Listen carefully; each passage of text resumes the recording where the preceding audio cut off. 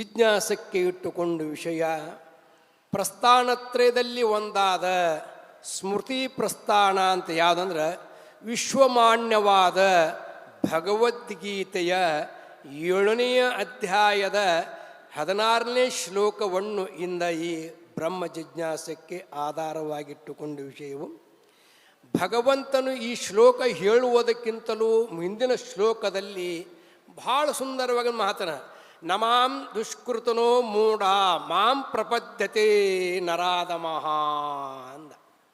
ಜಗತ್ತಿನಲ್ಲಿ ದುಷ್ಕೃತಿಗಳು ಅದಾರ, ಸುಕೃತಿಗಳು ಅದಾರ ಅಂದ್ರೆ ಭಗವಂತ ನಿನ್ನನ್ನು ಅತೀ ಭಕ್ತಿಲಿಂದಲೇ ವಿಶ್ವಾಸದಿಂದಲೇ ಶ್ರದ್ಧೆಯಿಂದ ಭಜಿಸುವವರು ಯಾರು, ಭಜಿಸಿದವರು ಯಾರಿಲ್ಲ, ಯಾರದಾರ ಜಗತ್ತಿನ್ಯಾಗ? ಯಾಕೆ ಜಗತ್ತಿನಲ್ಲಿ ಒಂದೇ ಥರ ಭಕ್ತರಿರೋದಲ್ರಿ. ನಾಸ್ತಿಕರು ಇರೋರ, ಆಸ್ತಿಕರು ಇರೋರ. ನಾಸ್ತಿಕರಂಕರ ದೇವರ ಇಲ್ಲ ಅಂತಾರೆ ಅವರು ತೀರ್ಥ. ಅವ್ರು ಕೂಡ ಮಾತಾಡಂಗೇ ಇಲ್ಲ ಅವ್ರಿಗೆ. ಎಲ್ಲಿದೇವ್ರು ಅಂತಂತಾರು, ನಾ ಮಾಡಿದ್ದ ಕರೆಯವು, ನಾ ಮಾಡಿದ ಬಿಟ್ಟದ ಕರಿಯ ಅಂತ ವಾದ ಮಾಡ್ತಾರೆ ಅವ್ರು ನಾಸ್ತಿಕರು. ಅದಕ್ಕೆ ನಮಾಂ ದುಷ್ಕೃತನೋ ಮೂಢ, ದುಷ್ಕೃತಿಗಳಾದವರು. ಯಾಕೆ ಅವ್ರ ಮನಸ್ಸಿನಲ್ಲಿ ವಿಚಾರ ಒಳ್ಳೆ ವಿಚಾರ ಇರೋದಿಲ್ಲ, ಬಟ್ ಕೆಟ್ಟ ವಿಚಾರನೇ ಇರತ್ತೆ. ಒಳ್ಳೆಯರ ಮಾಡೋರ ಕಂಡು ಸಮಾಧಾನವಾಗಿರುವುದಿಲ್ಲ ಅವರಿಗೆ ದುಷ್ಕೃತಿಗಳು ಅಂದನ. ಅವರು ನನ್ನನ್ನು ಬಯಸಲಾರದು, ಹೊಂದಲಾರರು ಅಂತ ಹಿಂದಿನ ಶ್ಲೋಕದಲ್ಲಿ ನಮಾಂ ದುಷ್ಕೃತನೋ ಮೂಢ ಪ್ರಪದ್ಯಂತೆ ನರಾಧಮಃ ಅಂತ ಉತ್ತರ. ಮತ್ತು ಭಗವಂತ ನಿನ್ನನ್ನು ಯಾರು ಭಜಿಸ್ತಾರ, ಅನನ್ಯ ಪ್ರೇಮೋಕ ಆ ಭಕ್ತರಲ್ಲಿ ಎಷ್ಟು ಪ್ರಕಾರ ಅದಾರ, ಯಾರು ನಿನ್ನನ್ನು ಹೊಂದಿರುತ್ತಾರೆ ಅಂತ ಅರ್ಜುನ ತನ್ನ ಮನಸ್ಸಿನಲ್ಲಿ ಇದನ್ನಿಟ್ಕೊಂಡು ಒಂದು ಶ್ಲೋಕಕ್ಕೆ ಅದಕ್ಕೆ ಭಗವದ್ಗೀತೆ ಭಗವಂತನ ಚತುರ್ವಿಧ ಭಜಂತೆ ಮಾಂ ಜನಃ ಸುಕೃತನೋ ಅರ್ಜುನ ಆರ್ಥ ಜಿಜ್ಞಾಸು ಅರ್ಥಾರ್ಥಿ ಜ್ಞಾನಿ ಚ ಭರತರ್ಷಭ. ಬಹಳ ಸುಂದರವಾಗಿ ಶ್ಲೋಕ ಇದೆ. ಈ ಶ್ಲೋಕ ಏನು ಮಾಡ್ತದಂದ್ರೆ ಪ್ರತಿಯೊಬ್ಬ ಮಾನವನ ಅಂತಃಕರಣದಲ್ಲಿರ್ತಕ್ಕಂಥ ಶೋಕವನ್ನು ಕಳೆಯುವುದೇ ಶ್ಲೋಕ. ಅದು ಶೋಕವನ್ನು ಕಳಿತೈತಿ. ಜೀವನಾದಂಥವನು ಅಲ್ಲದರಲ್ಲಿ ಹೌದೆಂಬ ಭಾವನೆಯನ್ನು ಮಾಡಿಕೊಂಡು ತಪ್ಪು ತಿಳುವಳಿಕೆಯನ್ನು ಕಳೆಯುವುದೇ ಶ್ಲೋಕದ ಪರಿಣಾಮ ಅಂತ ಅರ್ಥ. ಆ ಶ್ಲೋಕದ ಹೇಳ್ತಾನ ಸುಕೃತನೋ ಜನಃ. ನೋಡು, ಭಗವಂತನ ಮಾತಿಗೂ ಮಹಾತ್ಮರ ಬ್ರಹ್ಮಜ್ಞಾನಿ ಮಾತಿಗೂ ಭಾಳ ವ್ಯತ್ಯಾಸ ಐತ್ರಿ. ಭಾಳ ವ್ಯತ್ಯಾಸ. ಸಾಮಾನ್ಯ ಜನರು ಮಾತನಾಡಿದ್ರೆ ಒಂದೊಂದಕ್ಕೆ ಹೊಕ್ಕವು. ಆದ್ರೆ ಭಗವಂತನ ಸ್ವರೂಪರಿಯಾದ ಗುರುನಾಥ ಮಾತಾಡಿದ್ರೆ ಸರ್ವ ಜೀವಿಗಳಲ್ಲಿರ್ತಕ್ಕಂಥ ಅಂಧಕಾರವನ್ನು ಕಳೆದು ಸುಜ್ಞಾನ ಮಣ್ಣು ಬೋಧ ಮಾಡ್ತಕ್ಕಂಥ ಪ್ರಸಾದ ವಾಣಿ ಇರ್ತೈತೆ ಅವರಲ್ಲಿ. ಅದಕ್ಕೆ ಸುಕೃತನೋ ಅರ್ಜುನ ಅಂತ ಅನ್ನೋದಕ್ಕೆ. ಹೇ ಅರ್ಜುನ, ಸುಕೃತನ ಜನ ಆದವರು. ಸುಕೃತಿ ಅಂದ್ರೆ ನೀ ಜನ್ಮಾಂತರಗಳಲ್ಲಿ ತಾವು ಮಾಡಿದ ಪುಣ್ಯ. ನಮಗೆ ಇನ್ನೊಂದು ನೆನಪಾಕೈತೆ, ತಪ್ಪು ತಿಳ್ಕೊಬೇಡ ಜನ. ಯಾವ ಜನ್ಮದ ಪುಣ್ಯವೋ, ಎಷ್ಟು ಜನ್ಮದ ಪುಣ್ಯ ಮಾಡೇವಿ, ಅಂತಿಂಥ ಗುರುಗಳ ಸನ್ನಿಧಾನ ಸಿಕ್ಕಿಲ್ಲ ನಮಗೆ. ನಾವು ಕೈ ಎತ್ತಿ ಹೇಳ್ಬೋದು ಈಗ, ಅಂತಿಂಥ ಗುರು ಸನ್ನಿಧಾನ ಸಿಕ್ಕಿಲ್ಲ. ಎಂಥ ಗುರು ಅಂದ್ರೆ ಜಗದ್ಗುರು ಆರೂಢರ ಪರಂಪರೆಯಲ್ಲಿ ಈ ವರ್ತಮಾನ ಕಾಲದಲ್ಲಿ ಎದಿ ತಟ್ಟಿ ಎಲ್ಲ ಜೀವಿಗಳಿಗೆ ನಿಜಗುಣರ ಶಾಸ್ತ್ರ ಉಪನಿಷತ್ತು ಸರಳವಾಗಿ ತಿಳಿಸಿ ನಿಮ್ಮ ಬಹುವನ್ನು ಬಿಡಿಸತಕ್ಕಂಥ ಏಕೈಕ ಜಗದ್ಗುರು ಯಾದ್ರೆ ಶಿವಾನಂದ ಭಾರತೀಯಪ್ಪಗಳವರು ಅಂತ ಇದನ್ನು ನಮ್ಮ ಎದಿ ತಟ್ಟಿ ಹೇಳಬಹುದು ಜಗತ್ನ್ಯಾಗ ಅಂತ ಅರ್ಥ. ಯಾಕಂದ್ರೆ ಸಿದ್ಧಾರೂಢರ ಪರಂಪರೆಯಲ್ಲಿ ಇನ್ನೊಂದು ಮಹತ್ವ ಏನಪ್ಪ ಅಂದ್ರೆ, ಒಂದೇ ವಿಷಯವನ್ನು 10 ಜನ ಮಾತಾಡಿದ್ರು ಅದ ವಿಷಯನ ಮಾತಾಡ್ಬೇಕು. ನಾವು ಅದ ವಿಷಯನ ಮಾತಾಡ್ಬೇಕು. ಯಾಕಂದ್ರೆ ಕೇಳುವ ಶ್ರೋತೃಗಳ ಕೇಳುವರ ಆ ವಿಷಯದ ಸಂಶಯನ್ನು ಕಳ್ಕೊಂಡು ನಿಸ್ಸಂಶಯರಾಗಿ ಬ್ರಹ್ಮದ ಸಾಕ್ಷಾತ್ಕಾರವಾಗುವುದೇ ಒಂದೇ ವಿಷಯ ಮಾಡ್ತಕ್ಕಂಥ ವೇದಾಂತ ವಾಕ್ಯ ಸಭೆ ಅಂದ್ರೆ ಜಗದ್ಗುರು ಸಿದ್ಧಾರೂಢರ ಪರಂಪರೆಯೇ ಅಂತ. ಯಾಕೆ ಅಪ್ಪಾರು ಕೂಡ ನಾವು ಆಂಧ್ರಕ್ಕೂ ಹೊಕ್ಕೇವಿ, ಅಲ್ಲಿ ಎಲ್ಲ ಕಡೆ ತಿರುಗಾಡ್ತಾರೆ. ಅಪ್ಪಾರು ಕೂಡ ಒಂದೊಂದು ಕಡೆ ಹಂಗಲ್ರಿ, ತಮಗೆ ಏನು ಬರ್ತದೆ ಅದನ್ನು ಹೇಳೋದು. ಒಮ್ಮೆ ಆಂಧ್ರದಾಗ ಅಪ್ಪಾರು ಕೂಡ ಹೋಗಿದ್ವಿ. ಅವ್ರು ಏನೇನಾಗತ್ತೆ, ಯಪ್ಪ ಇಲ್ಲಿ ಹಿಂಗನೋ ಹಿಂಗೆ ಕೇಳ್ಬೇಕು, ಇಲ್ಲಿ ಅವ್ರು ಏನು ತಿಳ್ದಾರ ಹೇಳೋರು ಅಂದ್ರೆ ನಮ್ಮಲ್ಲಿ ಹಂಗೆ ಇವತ್ತು ಸುಕೃತನೋ ಜನ ಅನಂತ ಜನ್ಮಗಳಲ್ಲಿ ಮಾಡಿದ ಪುಣ್ಯದ ಸಂಸ್ಕಾರದಿಂದ ಜನ ಅವರು ನನ್ನನ್ನು ಆರಾಧಿಸುತ್ತಾರಪ್ಪ. ಯಾರ್ಯಾರು? ಚತುರ್ವಿಧ ಭಜಂತೆ ಮಾಮಂದ್ರ ನನ್ನನ್ನು, ಪರಮಾತ್ಮನಾದ ನನ್ನನ್ನು. ಪರಮಾತ್ಮ ಹೊರಗಿಲ್ರಿ, ತಿಳಿದವ್ರಿಗೆ ಒಳಗದನ, ತಿಳಿದವ್ರಿಗೆ ಹೊರಗದನ. ಇಟ್ಟವ ಪರಮಾತ್ಮ ಎಲ್ಲದನಪ್ಪ ಅಂದ್ರೆ ಪರಮಾತ್ಮನೇ ಗುರು ರೂಪದಿಂದ ಅವತರಿಸಿ ಬಂದಿರ್ತಾನದಷ್ಟ ನನ್ನ ಕೆಲಸದ. ಆ ಪರಮಾತ್ಮನನ್ನು ಒಂದು ಅಣುವಿನಿಂದ ನಮ್ಮನ್ನು ತಿಳಿಸಿ ಪರಮಾತ್ಮರೇ ನೀವಿದ್ದೀರಿ ಅಂತ ಬೋಧ ಮಾಡುವ ಗುರು. ಅದಕ್ಕೆ ಮಾಂ ಚತುರ್ವಿಧ ಭಜಂತೆ. ಇಲ್ಲಿ ನನ್ನನ್ನು ಆರಾಧಿಸುವರು, ನನ್ನನ್ನು ಭಕ್ತಿಲಿಂದಲೇ ಆರಾಧಿಸತಕ್ಕಂಥ, ವಿಶ್ವದಿಂದ ಆರಾಧತಕ್ಕಂಥ 4 ಜನ ಅಂದ್ರೆ ಯಾರಪ್ಪ 4 ಜನ? ಆರ್ತ ಭಕ್ತ ಒಂದನೇದವ, ಎರಡನೇದವ ಜಿಜ್ಞಾಸು, ಮೂರನೇದವ ಅರ್ಥಾರ್ಥಿ, ನಾಲ್ಕನೇದವ ಜ್ಞಾನೀಚ ಅಂತ ಭಾಳ ಮಾರುಕ. ಆರ್ತ ಭಕ್ತ, ಆರ್ತ ಅಂದ್ರೆ ದುಃಖದಿಂದ ಪೀಡಿತನಾದವನು ಅಂತ. ಈ ಸಂಸಾರ ಜಾಲದಲ್ಲಿ ಸಿಲುಕಿದಂಥ ಜೀವನದಂಥವನು ಒಂದಿಲ್ಲ ಒಂದು ದುಃಖದಲ್ಲಿ ಪೀಡಿತನರದು. ನಾವು ಎಷ್ಟು ಸಂಸಾರ ಸರಳ ಅಂತೇವಿ ಅಷ್ಟದು ದುಃಖ ಐತಿ. ಆ ಸಂಸಾರಕ್ಕೆ ಕಕಾರ ಹೊತ್ತು ಕೊಡ್ಬೇಕ್ರಿ, ಅದಕ್ಕೇನು ಸಂಸ್ಕಾರ ಅಂತ ಹಾಕದ್ರಕ್ಕೆ. ಸಕಾರಕ್ಕೆ ಕಕಾರ ಹೊತ್ತು ಕೊಡ್ರಿ ಅನ್ನಕತ್ರಿ ಸಂಸ್ಕಾರ ಅಂತ. ಯಾವ ಸಂಸ್ಕಾರ ಬಳಸಬೇಕು ಅವನಲ್ಲಿ? ಒಳ್ಳೆಯ ಸಂಸ್ಕಾರಯುಕ್ತವನಾಗಿರಬೇಕು ಅಂತ. ಆ ಸಂಸ್ಕಾರಗಳು ಏನು ಮಾಡ್ತತಿ? ಪುಣ್ಯ ಉದಯವಾಗಿ ಪುಣ್ಯದ ಸಂಸ್ಕಾರನ ಕೂಡಿಕೊಂಡು ಸದ್ಗುರುನಾಥನು ಅರಿಸುವಂತ ಹೋಗುತ್ತದೆ ಒಳ್ಳೆಯ ಸಂಸ್ಕಾರ.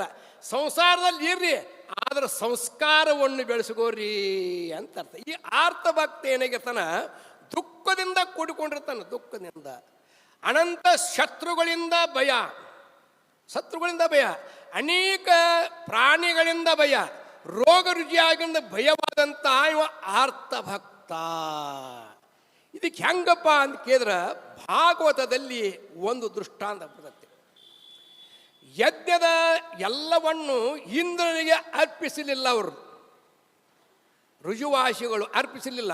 ಇಂದ್ರನಿಗೆ ಬಹಳ ಸಿಟ್ಟು ಬಂತು. ಯಜ್ಞ ಮಾಡಿದ ಯಜ್ಞದೆಲ್ಲವೂ ಹವಿದ್ರವ್ಯಾದಿಗಳು ನನಗೆ ಅರ್ಪಣೆ ಮಾಡಿದ ಹಂಗ ಬಿಟ್ಟಾನಂಥೇಳಿ ಇಂದ್ರ ಭಾಳ ಕೋಪಿಷ್ಟನಾದ. ಭಾಳ ಕೋಪಿಷ್ಟನಾದ್ರ ಋಜುವಾಸಿಗಳಾದಂಥವ್ರ ಸ್ಥಳದಲ್ಲಿ ಮಳಿ ಮಾಡಿಸಿದ. ಮಳಿ ಒಂದೊಂದು ಮಣಿ ಅಂದ್ರೆ ಏನು ಅಂತಿಂತವಲ್ರಿ, ಈ ಅಳತಿ ಮಳಿ ಬಳಕತ್ರಿ. ಎಲ್ಲ ಋಷಿವಾಸಿಗಳು ನೀರು ನಿಂತಾಗ ಭಗವಂತ ತನ್ನ ಕಿರುಬೆಳಿನಲ್ಲಿ ಭೂಮಿಯನ್ನು ಎತ್ತಿಡಿದು ಋಜುವಾಸಿಗಳನ್ನೆಲ್ಲವನ್ನು ಸಂರಕ್ಷಣೆ ಮಾಡಿದ. ಆವಾಗ ಋಜುವಾಸಿಗಳು ತಮ್ಮ ಅಂತರಂಗದಲ್ಲಿ ಕೇಳ್ಕೊಂತಾರ, ಹೇ ಭಗವಂತ, ನಮ್ಮ ಅನಂತ ಕಷ್ಟಗಳಲ್ಲಿ ಬಂದಾಗ ರಕ್ಷಣೆ ಮಾಡುವನು ನೀನೊಬ್ಬನೇ ಇದ್ದಿ, ನಿನ್ನ ಹೊರತು ಮತ್ತು ನಮಗೆ ಯಾರೂ ಇಲ್ಲ ಅಂತ ಅಂತರಂಗದಲ್ಲಿ ಸದಾ ಪರಮಾತ್ಮನನ್ನು ಧ್ಯಾನ ಮಾಡುವ ಸಮಯದಲ್ಲಿ ಪರಮಾತ್ಮ ಬಂದು ಭೂಮಿಯನ್ನು ತನ್ನ ಕೆಳಬನೆತ್ತಿ ಅವರೆಲ್ಲರೂ ರಕ್ಷಣೆ ಮಾಡಿದ. ಇಂದ್ರಂದ ಭಗವಂತನ ಮುಂದೆ ನನ್ನೇನಲ್ಲ ಅಂಥೇಳಿ ಮತ್ತೆ ತನ್ನಿ ಬಿಟ್ಟ. ಅಂದ್ರೆ ಆರ್ತ ಅಂದ್ರೆ ದುಃಖದಿಂದ ಕೂಡಿಕೊಂಡು ಸಂಕಟ ಕಾಲದಲ್ಲಿ ಪರಮಾತ್ಮನ ನೆನೆಯವರೇ ಆರ್ತ ಭಕ್ತರು ಅಂತ. ಅವರು ಭಕ್ತರ, ಅವರು ಸುಕೃತ ಅಂತ. ಎರಡನೇದವ ಜಿಜ್ಞಾಸು, ಜ್ಞಾತುಂ ಇಚ್ಛಾ ಜಿಜ್ಞಾಸಃ ಅಂತ ಅರ್ಥ. ಇವ ಜಿಜ್ಞಾಸ ಏನು ಮಾಡ್ತಾನ? ತನ್ನ ಸ್ವರೂಪವನ್ನು ತಿಳಿದು ಧನ್ಯನಾಗಬೇಕೆನ್ನುವ ಒಳಗ ಉತ್ಕಟವಾದ ಇಚ್ಛೆ ಉಳ್ಳವ ಅಂತ. ನಿಜಗುಂಡ್ರು ಕೇಳ್ತಾರ, ಈ ಜಿಜ್ಞಾಸವಿದ್ದವನ ವೃತ್ತಿ ಹಗಲು ರಾತ್ರಿ ನಿದ್ದೆ ಹತ್ತಂಗಿಲ್ರಿ ಅವಂಗ. ಯಾಕ? ಗುರುಗಳ ಸನ್ನಿಧಿಗೆ ಹೋಗಬೇಕು, ಗುರು ಸೇವೆಯನ್ನು ಮಾಡಬೇಕು, ಗುರು ಮುಖಾಂತರ ಶ್ರವಣಾದಿಗಳನ್ನು ಮಾಡಿ ನನ್ನ ಜನ್ಮವನ್ನು ಕೃತಾರ್ಥ ಮಾಡಬೇಕು ಅನ್ನುವ ಹಂಬಲ ಇರ್ತತಿ. ಅದಕ್ಕೆ ನೀವು ಹೇಳ್ತಾರ, ಕೇಳಲೆ ಕೈರವ ಚಂದ್ರ ಪೇಳುವೆನು ಅಧಿಗತ ಸಾಂದ್ರ, ಹುಟ್ಟಲು ಹೊಂದಲು ಬೇಸತ್ತಂಗೆ ನೆಟ್ಟನೆ ಯೋಗಾಭ್ಯಾಸವಂಗೆ ಹಿಂದನ ದುರಿತ ಕ್ಷಯವಾಯಿತು, ಅಂದ ಭವದ ಸುಕೃತ ಮೊದಗಿತ್ತು ಎಂಬುದು ಕುರುವಾಯ್ತು ವಿರಕ್ತಿ, ಬೆಂಬಳಿ ಉಡಿಯುವುದು ಮೋಕ್ಷದ ಆಸಕ್ತಿ. ಹುಟ್ಟಲು ಹೊಂದಲು ಬೇಸತ್ತಂಗೆ ಸಾಕಾದವಂಗೆ ನಟ್ಟನೆ ಯೋಗಾಭ್ಯಾಸ, ಹಿಂದನ ದುರಿತ, ಯಾವಾಗ ಹಿಂದಿನ ಜನ್ಮಗಳಲ್ಲಿ ಪಾಪ ಕ್ಷಯವಾಯಿತು ಬೆಂಬಳಿ ಹಿಡಿತೈತಿ. ಎಲ್ಲದನ್ನಪ್ಪ ಗುರುನಾಥ, ಎಲ್ಲದನ್ನ ಗುರುನಾಥ. ಹಸುವಾಗೈತವಂಗ, ಹಸುವು ನೆತ್ತಿ ಹಸುವಾಗೈತವಂಗ. ಆ ಹಸುವನ್ನು ಪೂರೈಸುವರು ಯಾರು ಈ ಜಗತ್ತಿನಾಗ ಅಂತೇಳಿ ಅಲದಾಡ್ತಿರ್ತಾನೆ. ಹಂಗೆ ಅಲದಾಡಿ ಎಲ್ಲದನ್ನ ಗುರುನಾಥ, ಎಲ್ಲದನ್ನ ಗುರುನಾಥ ಅಂಥೇಳಿ ಅಲದಾಡು ಹೊತ್ನಾಗ ಅಕಸ್ಮಾತಾಗಿ ಯಾವ ಗುರು ಸಿಗಬೇಕ್ರಿ ಅಲ್ಲಿ? ಅಂತಿಂಥ ಗುರುಗಳ ಕಡೆ ಹೋಗೋದಿಲ್ಲ. ಗುರುಗಳು ಮಾಡಿ ಬಂದಾದ್ರೆ ಯಾವ ಗುರು? ಅದನ್ನೇ ಶ್ರುತಿಯಲ್ಲಿ ತದ್ವಿಜ್ಞಾನಾರ್ಥಾಯ ಸ ಗುರುಮೇವಾಭಿಗಚ್ಚತ್ ಸಮಿತ್ಪಾಣಿ ಶ್ರೋತ್ರಿಯಂ ಬ್ರಹ್ಮನಿಷ್ಠಂ. ತದ್ವಿಜ್ಞಾನಾರ್ಥಾಯ ಶ್ರೋತ್ರಿಯಂ ಬ್ರಹ್ಮನಿ, ಶ್ರೋತ್ರಿಯತ್ವ ಇರಬೇಕು, ಬ್ರಹ್ಮನಿಷ್ಠತ್ವನು ಇರಬೇಕು. ಅಂಥ ಗುರುಗಳಲ್ಲಿ ಕಡೆಯಲ್ಲಿ ಹೊಕ್ಕಣ. ಮತ್ತು ಯಾರ ಅವರು ಬಾರ್ಪ ನಾನು ಹೋಗೋದಿಲ್ಲ. ಯಾಕ? ಅವನ ನಿಷ್ಕಾಮ ಕರ್ಮದ ವೃತ್ತಿ ಆ ಗುರುವಿನನ್ನು ಆಲಿಸ್ತಿರ್ತದೆ ಒಳಗದ. ಅದನ್ನು ಗುರು ವಿಧಿವತ್ ವೇದಾಂತ ಪರನಿಷ್ಠಾಪರನಾಗಿ ಶರಣಾಗತ ಶಿಷ್ಯರ ಸಂಶಯ ಮರಳಿ ಅಂಕುರಿಸದಂತೆ ತತ್ವೋಪದೇಶವನ್ನಗೈದು ಅಜ್ಞಾನವನ್ನು ಪರಿಹರಿಸುವನೇ ಸದ್ಗುರುವಕ್ಕೂ ಅಂದರು. ಇಂಥ ಗುರುವಿನ ಕಡೆ ಹೋಗಿ ಗುರುವಿನಲ್ಲಿ ಕೇಳ್ತಾನ, ಓಂ ಚೈತನ್ಯಂ ಶಾಶ್ವತಂ ಶಾಂತಂ ವ್ಯೋಮಾತೀತಂ. ಭಾಳ ಸುಂದರವಾಗಿ ಗುರುವಿನ ಕೊಂಡಾಡಿ ಗುರುವಿಗೆ ಕೈಂಕರ ಭಾವ ಅಲ್ಲಿ ಇರಬೇಕ್ರಿ, ಕಿಂಕರತ್ವ ಇರಬೇಕು. ಯಾವಾಗಲೂ ಗುರುವಿನ ದಾಸನಾಗಿದ್ದುಕೊಂಡು ಕೇಳ್ಕೊಳ್ತಾನೆ. ಹಿಂಗೆ ಯಾರಿದ್ರೆ ಜನಕ ಮಹಾರಾಜ ಅಂತ ಜಿಜ್ಞಾಸು ಇದ್ದ. ಜನಕರ ಮಹಾರಾಜನಿಗೆ ತತ್ವಜ್ಞಾನವನ್ನು ತಿಳಿದುಕೊಳ್ಳಬೇಕು ಅಂಥೇಳಿ ಎಲ್ಲ ಗುರುಗಳನ್ನು ಕೂಡಿಸಿದ್ರು. ಈ ಗುರುಗಳಲ್ಲಿ ಯಾರಲ್ಲಿ ಶ್ರೋತ್ರಿಯತ್ವ ಬ್ರಹ್ಮನಿಷ್ಠತ್ವ ಐತಿ ಅವರನ್ನೇ ನಾನು ಗುರುಗಳನ್ನು ಮಾಡಿಕೊಳ್ಳಬೇಕು ಅಂತ ಪಣ ಇಟ್ಟಿದ್ದ. ಯಾರೀ? ಜನಕ ಮಹಾರಾಜ. ಆ ಪಣದಲ್ಲಿ ಎಲ್ಲ ಗುರುಗಳು ಕೂಡಿದ್ರು. ಅದರಲ್ಲಿ ಯಾಜ್ಞವಲ್ಕ್ಯ ಮಹರ್ಷಿಗಳು ಇದ್ರಲ್ಲಿ. ಯಾಜ್ಞವಲ್ಕ್ಯ ಮಹರ್ಷಿ ಇದ್ರು. ಎಲ್ಲ ಗುರುಗಳು ಏನು ಮಾಡಿದ್ರು, ಒಂದು ವೇಳೆ ಏನು ಪಣಿಕಟ್ಟು ತೊಗೊಂಡು ಹೋದ್ರೆ ಏನು ಮಲ್ಲಿ ಆಸೆ ಐತಿ ಅಂತ ಅಂದಿಗೆ ಎಲ್ಲರೂ ಸರಿಯಾಕತ್ರು.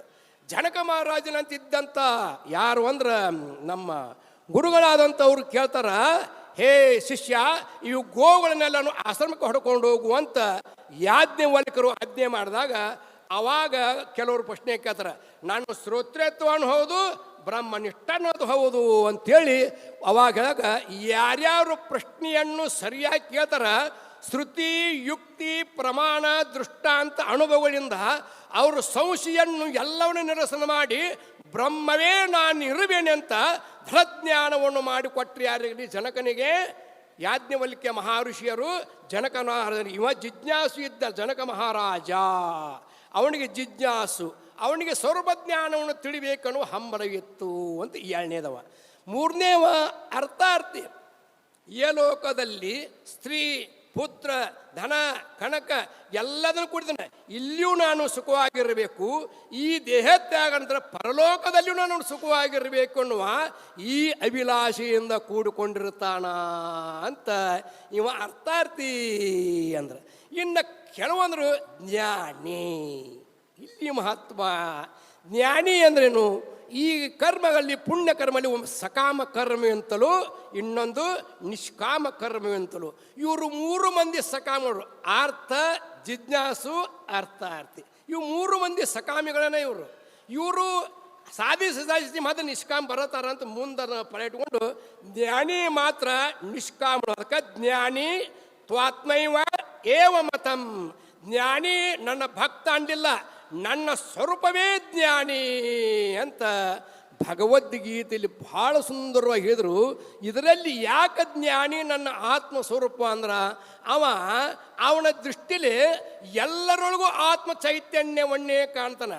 ಮತ್ತು ಅವನ ದೃಷ್ಟಿಲಿ ಏನು ಕಾಣೋದಲ್ಲಪ್ಪ, ನಾಮರೂಪಾತ್ಮಕ ಈ ಪ್ರಪಂಚವೇ ಕಾಣಂಗಿಲ್ಲ. ಅವನು ಈ ಪ್ರಪಂಚ ಕಾಣಲ್ಲ. ಅವನ ವೃತ್ತಿ ಅಂತರ್ಮುಖವಾದಾಗನು ಬ್ರಹ್ಮಾನಂದವೇ ಉಂಟಲ್ಲಿ. ಅದಕ್ಕೆ ಬ್ರಹ್ಮಾನಂದಂ ಪರಮಸುಖದಂ ಕೇವಲಂ ಜ್ಞಾನಮೂರ್ತಿಂ ದ್ವಂದ್ವಾತೀತಂ ಗಗನ ಸದೃಶಂ ತತ್ವಮಸ್ಯಾದಿ ಲಕ್ಷ್ಯಂ ಏಕಂ ನಿತ್ಯಂ ಯಮಲಮಚಲಂ ಸರ್ವದೀ ಸಾಕ್ಷಿಭೂತಂ ಭಾವಾತೀತಂ ತ್ರಿಗುಣರಹಿತಂ ಸದ್ಗುರುಂ ತನ್ನಮಾಮಿ ಅಂತ. ಹಂಗಾದ್ರೆ ಅವನ ವೃತ್ತಿ ಬಹಿರ್ಮುಖವಾದಾಗೂ ಅವನ ದೃಷ್ಟಿಲಿ ನಾಮರೂಪ ಕಾಣಂಗಿಲ್ಲ, ಕೇವಲ ಅಸ್ಥಿಭಾತಿ ಪ್ರೇಮದ ಎಲ್ಲರೊಳಗಿರ್ತಕ್ಕಂಥ ಏಕೋ ದೇವ ಸರ್ವಭೂತೇಶ ಗೂಢ ಅಂತ ಸರ್ವಾತ್ಮಕ ಜ್ಞಾನದ ಕೂಡಿಕೊಂಡಿರ್ತಾನ. ಅದಕ್ಕೆ ನಿಜಗೊಂಡ್ರು ಸರ್ವವೆಲ್ಲವನ್ನು ಚಿದಾತ್ಮನೆ ಭಾವನೆಗಂಡು ಸರ್ವ ಸಮತ್ವದಿಂದಿರೋನೆ ನಿಜ ಭಕ್ತಿ ಅಂತ ನಿಜಗೊಂಡ್ರು ಭಾಳ ಸುಂದರ ಹೇಳ್ಯಾರ. ಇಂಥ ಆರ್ಥ ಜಿಜ್ಞಾಸು ಅರ್ಥಾರ್ಥಿ ಜ್ಞಾನೀಚ ಭರತರ್ಷಭ ಅಂತ 4 ಮಂದಿ ಅಧಿಕಾರಿ ಹೇಳಿದರು. ಇನ್ನೂ ಈ ವಿಚಾರವನ್ನು ಮುಂದಿನ ಪೂಜ್ಯರು ಹೇಳ್ತಾರೆ ಎಂಬಲ್ಲಿಗೆ ನನ್ನ ವಾಕ್ಯಗಳನ್ನು ಅಪಾವರ ಪಾದಕ್ಕೆ ಪುಷ್ಪರೂಪ ಅರ್ಪಿಸಿ ನನ್ನ ವಾಣಿಗೆ ವಿರಾಮ.